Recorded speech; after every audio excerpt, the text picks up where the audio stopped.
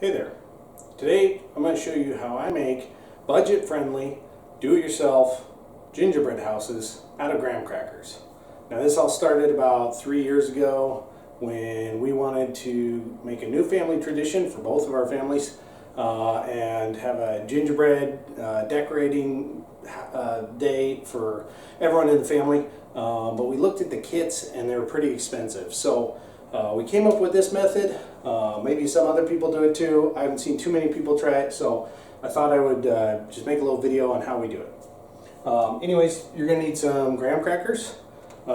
Basically, there's 27 graham crackers in a box. You'll need 14 graham crackers per house. It's pretty simple. I also recommend using some gloves because we'll be working with some melted sugar, which gets pretty hot. And then a spatula, a pan, and just some regular white sugar. To get started, we're going to take regular white sugar and drizzle it in the pan. Now I've had this going for a little bit. You can see there's already some in there.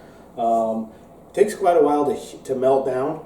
White sugar melts at 366 degrees, so really hot. Again, this is why I recommend using gloves for this. I've burned myself probably a dozen times throughout the years, so really recommend some heat resistant gloves to get started.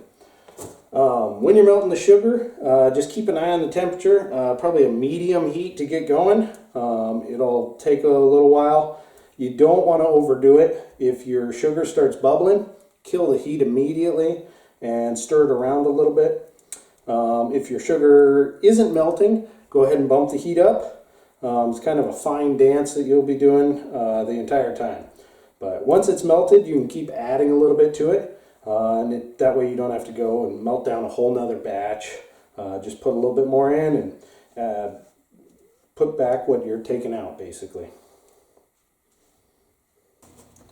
So now that we've got our sugar melted down to a nice consistency, it's real fluid, we're going to take 2 individual graham crackers, dip them in. Notice I've got maybe a 1/4 inch of melted sugar here. Pull them out, set them on our cooling rack, and push them together to make one piece. Notice I've covered this cooling rack with parchment paper. I've covered the countertop with parchment paper. I've got gloves on, I've got socks on. This sugar is really hot when it's melted. It will potentially melt onto your countertop. It will burn you, so just be real careful with where it goes. But we're going to just repeat this process for 6 of these panels, and these will make the walls and roof of our soon-to-be house. One reason I use the parchment paper is once the sugar is cool, it will pull right off of there. It doesn't stick to it when it's cool.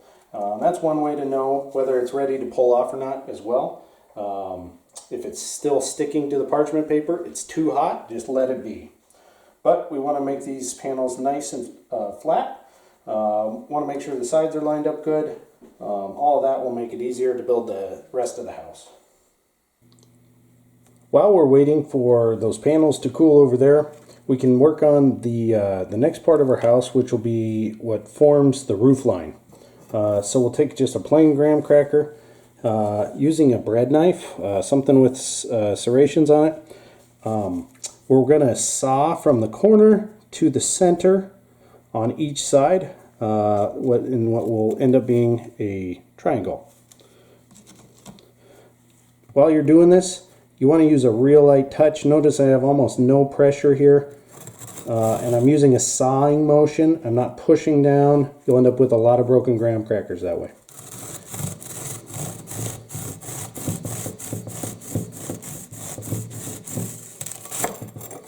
And you'll see towards the end you can kind of snap it off. Repeat the process on the other side.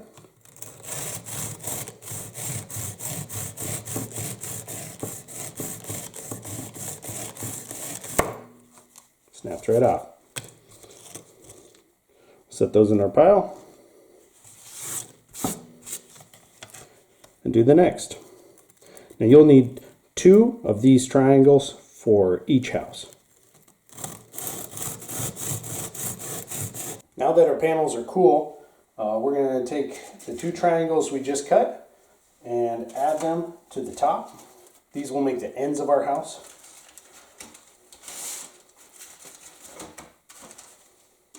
And we'll just dip each side in the melted sugar here, and push them together on our cooling rack. Now again, you want to make sure your corners are straight, not overhanging.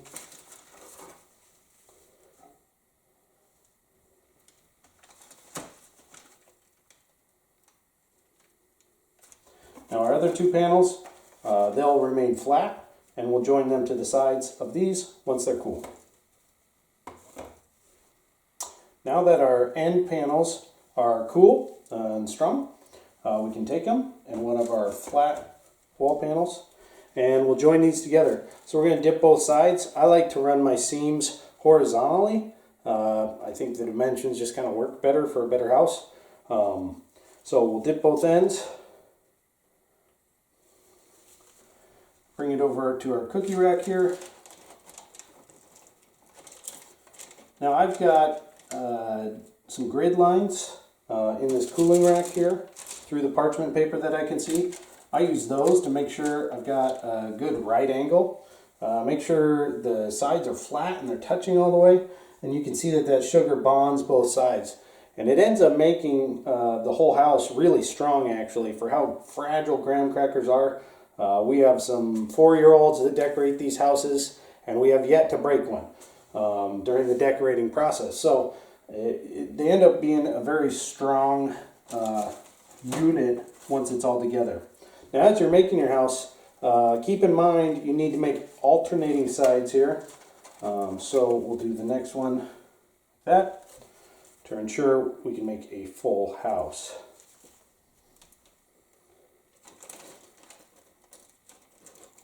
Again, lining it up on the grid line so it's somewhat straight. This makes it easier, especially when it comes to putting the roof on if you have a semi-square house. Now, if you haven't added any sugar to your mix yet, especially if you're making multiple houses, you may consider adding some more. Sprinkle it right on top, fold it in with the spatula, because once you start working with the corners and it goes 3-dimensional, it's helpful to have a little more sugar in the pan while you're trying to work with it. So at this point, if you haven't put on gloves yet, let me encourage you to put on gloves, because you start to lose track of where all the sugar is, and when you start twisting these, when you dip them, it ends up getting kind of everywhere. So what we're going to be doing is dipping all 4, each corner I should say, and then joining them together on the cookie sheet. Now you may have noticed when you put this first wall together, you actually have a little bit of working time with these, probably 30 seconds before it solidifies to the point where you'd break a graham cracker if you move it. So if it's not perfect right away, don't worry, you can move it around. We'll dip each corner. Go here, dip this side.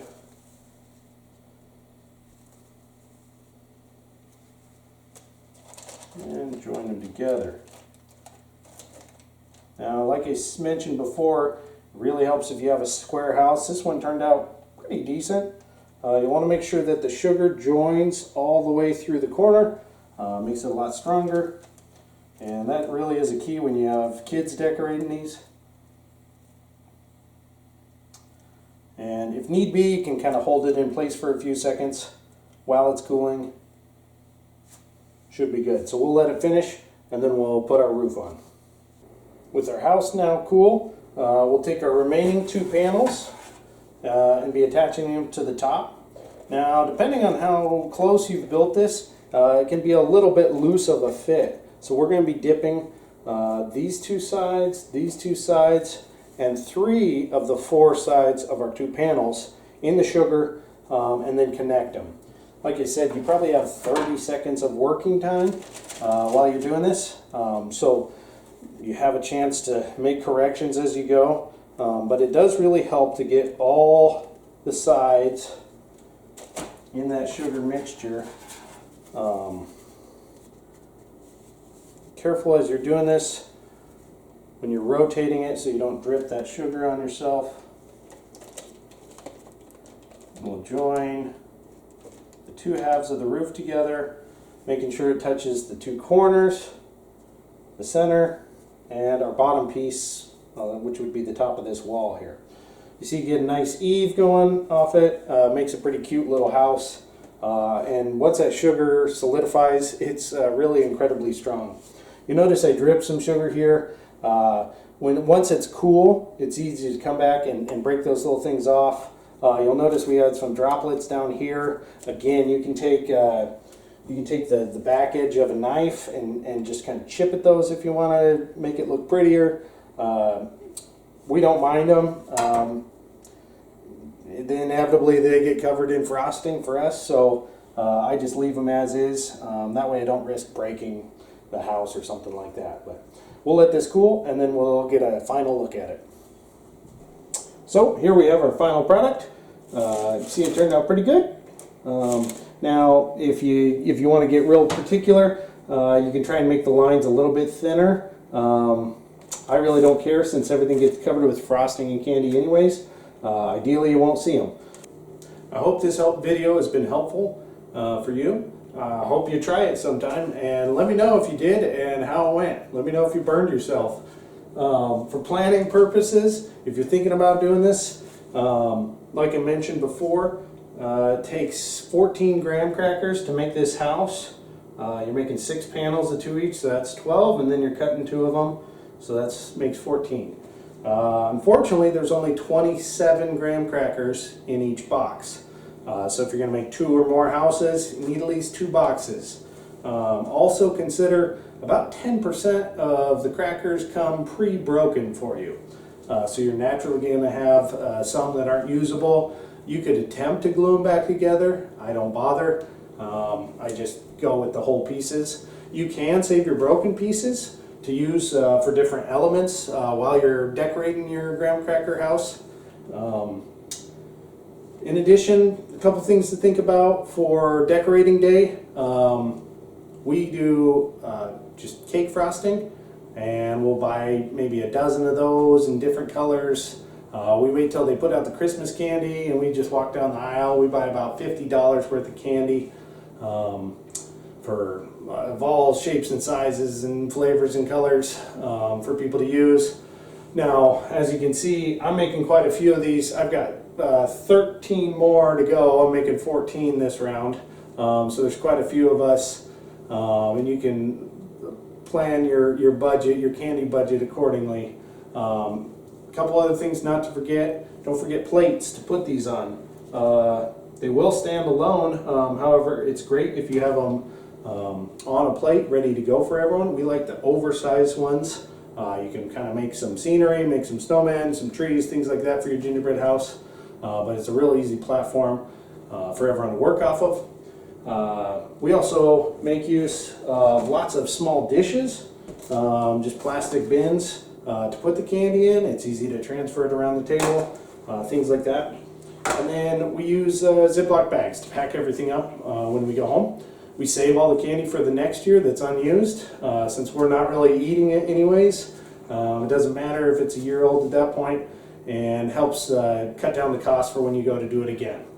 So this will be the 4th year we've done this. We plan on doing it for a long time to come. Maybe it becomes a tradition for your family too.